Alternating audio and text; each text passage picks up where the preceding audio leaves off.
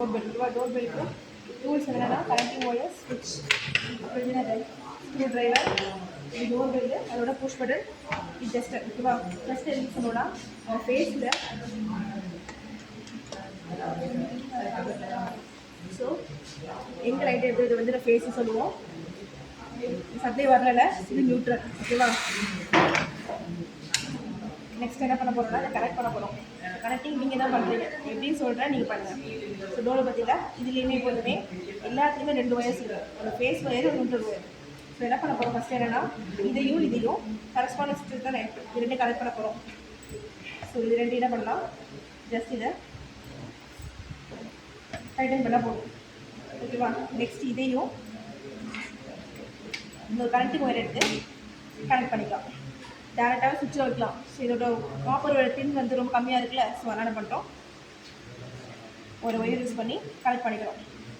இப்போ இந்த ஒயர் என்ன பண்ணணும் நம்மளோட சுவிட்சில் கனெக்ட் பண்ணணும். சுவிட்ச் எப்போதுமே லோ கொடுத்தோம்னா லோக்கோ வந்து இப்போ கரெக்டாக இருக்கணும். ஸோ இதுதான் வந்து ஆன் ஆஃப் சொல்லிட்டோம். இது ஆன் மோடு இது ஆஃப் மோட். இப்போ நீ ஆஃப் மோடில் வச்சு இதை கனெக்ட் பண்ணு அப்படி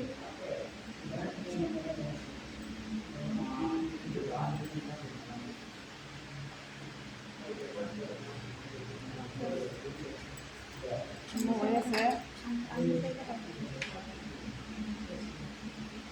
இந்த மாதிரி ஸ்லீப் பண்ணிட்டு உள்ளே விட்டு ஒரு ட்விஸ்ட் பண்ணலாம் உள்ளே போயிடும் சரியா.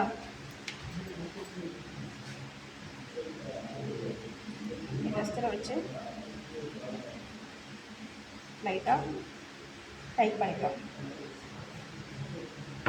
அகெயின் அடுத்த ஒரு கார்னர் எடுத்து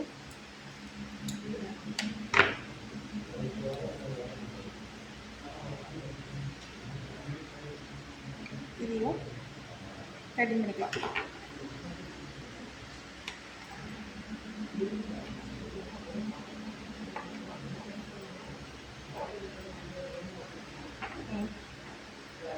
இப்போ என்ன பண்ணணும் ஒரு ஒயர் ஃபேஸ்லேயும் ஒரு ஒயர் நியூட்ரல்லையும் கனெக்ட் பண்ணணும்.